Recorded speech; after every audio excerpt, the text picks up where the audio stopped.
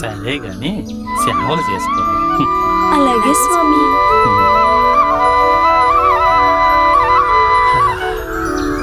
ఆహా, ఏమి హాయి, ఎంత సుఖం ఎవరికి వస్తుంది. స్వామి, ఏంటి దేవి?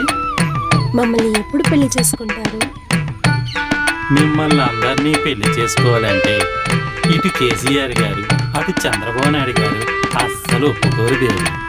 అవునా? ఎందుకు స్వామి? ఒకరికంటే ఎక్కువ మందిని పెళ్లి చేసుకుంటే ఏ ప్రభుత్వం ఒప్పుకోదు దేవి. మరి ఇప్పుడు ఎలా స్వామి?